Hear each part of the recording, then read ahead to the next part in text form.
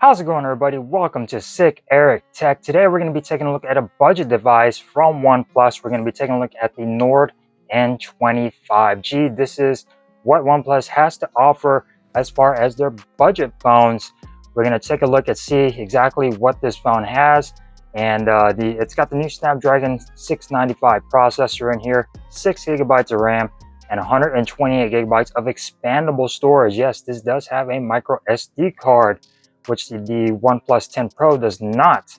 So we're going to see exactly what this phone has to offer and what OnePlus is doing here with this budget device.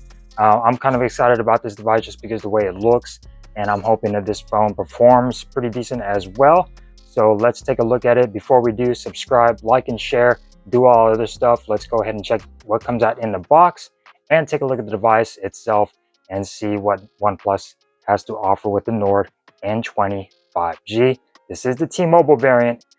So far it's exclusive to T-Mobile right now, but it will be available on Metro and other websites as well coming soon. So let's go. Alright guys, so here we go, the Nord N20 5G. This is the successor to the Nord N10 of last year, and we're going to check out to see exactly what comes in the box and see if this phone is worth it or not, picking up as far as the specs go, and hopefully this phone performs well as far as that Snapdragon 695 processor, 6 gigabytes of RAM. Hopefully this phone isn't laggy. So let's go ahead and take a look. This phone was released on April 28th, I believe, and I just got this delivered today. This is exclusive to T-Mobile. Let's take a look at the device itself. You're going to get your typical paperwork from OnePlus in here, your SIM ejection tool at the bottom, your papers never settle on there. Not much in the box, no stickers like you get on the OnePlus 10 Pro, and then you get the device right here, so it does have some weight to it, so that's good. You get a nice cardboard paper right there, and you do get a charger in the box. You get a USB-A to USB Type-C charger, and you get a 33-watt Super VOOC charging, so you do get a fast charger in the box. Look at that, guys. You don't even get a fast charger in some other devices like Samsung and OnePlus. You can see right there, 33-watt Super VOOC charging, so that's going to be pretty good. The battery on here is a 4500 milliamp hour battery, so that is a sizable battery.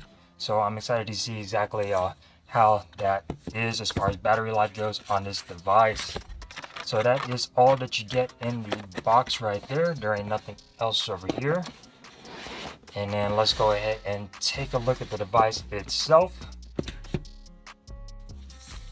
Alright, so here it is, the moment of truth, Nord N20 5G. Now this does feel pretty nice in the hand with your plastic covering.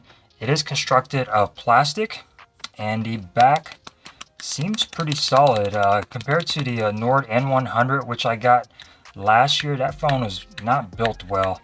And really nice blue color. This is the only color this device comes in, and I really do like this color right here.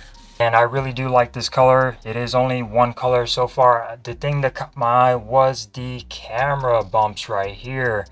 So very nice minimal camera layout on the top right there. So very elegant looking. I like the shiny part at the bottom, as you can see right there.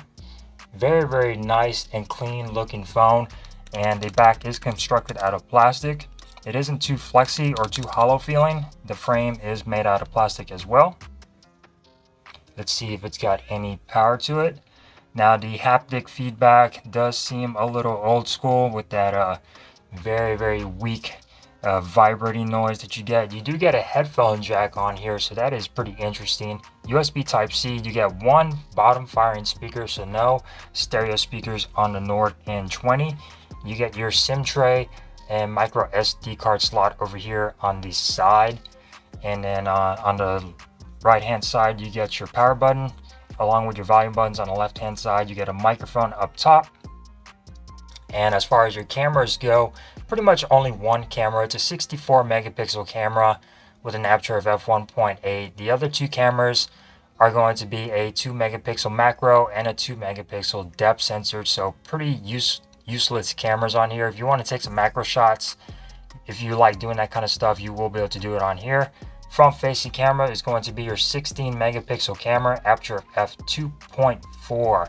Now all of these cameras are capped out at 1080p 30 frames per second, so keep that in mind. This is a budget device from OnePlus. As you can see, the bezels right there, the bottom chin is a bit sizable, but the other bezels aren't that bad, and you get your tiny hole punch cut out in the corner right there. So very nice. I'm liking the way this phone feels. Very boxy feel to it as far as the feel to it, and it's flat. You do get some 64 megapixel branding right there on the back. It's a 64 ultra shot underneath the camera and your OnePlus logo on there. So I like the way this phone feels.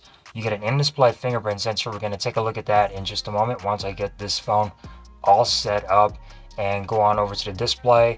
6.43 inch display, 1080 by 2400. Now it is only a 60 hertz refresh rate, so keep that in mind. No high refresh rate, which I think OnePlus could at least done 90 hertz. That would have been okay, but it is what it is. You only get a 60 hertz refresh rate. You also do get an always on display, so that's pretty cool. So we're going to test this out. We're going to set it up, and then we'll come back and then show you guys the interface, maybe take a few shots on the OnePlus Nord N20. Alright, so you do get an optical in-display fingerprint sensor, which I think is pretty nice compared to a lot of other budget devices. They have the fingerprint sensor over here on the power button. So to each his own as far as that. We're going to go ahead and set it up, see exactly how fast this is when setting up the fingerprint sensor. And so far, the haptics are a bit mushy on here. But then again, like I said, this is a budget device from OnePlus. So we're going to enroll the face, and it does have face unlock. So that is another plus right there. And then let's go ahead and change the OnePlus Sans and then click apply. We're going to do navigation gestures on here. And we are in the device. Activation is not complete. So I'm excited to see exactly how the performance is on here as far as that Snapdragon 695 processor. Now this is a lower tier processor from Snapdragon, so it's not going to be blazing fast on here. So let's go ahead and check out some of the display settings. You do have dark mode. This is an AMOLED display, so that is definitely a step up from the LCD displays that were on previous OnePlus devices. So that is really good. You don't get that high refresh rate, but you do get a quality AMOLED display. So as far as screen color mode, you do get vivid and gentle, which is pretty cool. We're going to go ahead and keep it on vivid. And of course, no refresh rates on here. You can't change your color temperature on there. Auto rotate, of course, eye comfort, screen off. You do all that other stuff. Let's go ahead and go to automatic screen off. Change that to 5. And dark mode settings, you can reduce contrast in low light conditions. So that is pretty cool. Let's take a look at the storage on here. So 120 gigabytes of storage, 21.3 is being used right now. And like I said earlier, you do have the option for micro SD card support. So fantastic news in the expansion storage right there. Personalization, you do get OnePlus's options to customize the colors as far as your accent color goes. And you can have the option to change your icons as well, hydrogen or oxygen. So very nice. We're excited to see exactly if you can use your own icons on there. So that's pretty cool. Let's go back to personalization. And then your notification drawer, you can change that, and your icons. So square, rounded square, or a squircle. And then go back. And then notifications and status bar, you can do your battery percentage up in the status bar. Notification icons, status icons, of course, everything that you get on regular OnePlus devices. You can opt out to show your NFC or stuff like that. So very nice, very customizable already. So I'm definitely liking that. As far as the sound department goes, you do not get any Dolby Atmos on here. So, but you do get the Dirac audio tuner, Dirac. And you do have movie, game, and music, so that's pretty cool. Let's see if we have a option for that up here in the status, in the notification tray. Storage, focus mode, app lock, screencast. So no option to change your settings on the fly over here on that. So that is a bummer, but definitely not a deal breaker. Go into other settings, default recorder, blah, blah, blah. Battery life, of course, you get a 4500 milliamp hour battery, 33 watt super VOOC charging on this. So that is really, really good. So I'm excited to see exactly how that is. 6 gigabytes of RAM, 128 gigabytes of internal storage. This phone is running Android 11, so no Android 12. I'm excited to see exactly when this will be updated to Android 12, but for right now, Android 11 is good enough. It's stable, no issues whatsoever. Now this phone is running Oxygen OS 11. So like I said, no Android 12. It's actually version 11.3 on here. So that is cool. A lot of people might like that. A lot of people did not like the Oxygen OS 12 of the OnePlus update. So you got your ambient display, which is pretty much your always on display. Today, it will show your fingerprint icon. So no options for clocks on here as far as your always on display goes. It's just going to be one clock and then your notifications at the bottom. As far as the fingerprint sensor goes, go ahead and do face unlock. So face unlock is pretty quick. It's unlocked. And then let's go ahead and go back. So we're going to take some shots on this to see exactly how this camera fares. Now you're pretty much only getting one camera in the back, and that is the main sensor. No ultra wide or anything.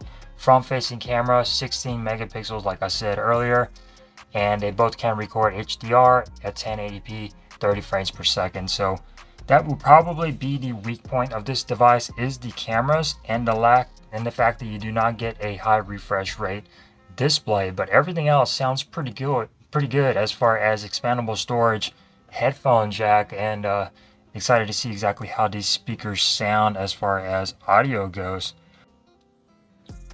Alright, so as far as camera goes, it is actually not that bad. It's not going to be winning any awards or anything, but the camera mode is actually pretty decent. I'm going to flash some pictures on the screen for you. This is the actual camera app right here. You get night video, photo, you get portrait shot, and then you also get more, which are dual video, slow mode, time lapse, expert mode, which is pretty cool, extra HDR, which is pretty interesting as far as taking shots in the extra HDR mode.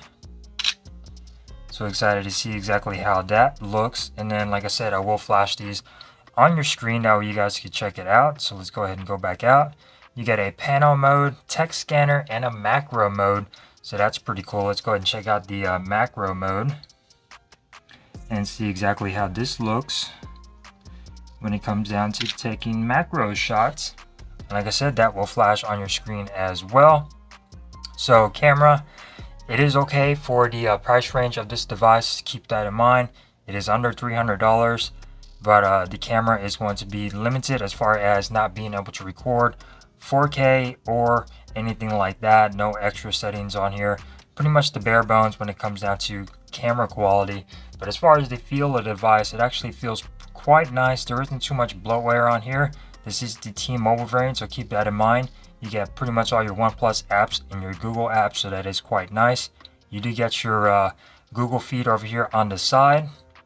And as far as performance goes, it seems pretty smooth for what it is. Pretty much like using an LG V60 or something with that 60 Hz refresh rate. Of course, that phone's going to be a little bit more snappier than this phone, but you do get 5G.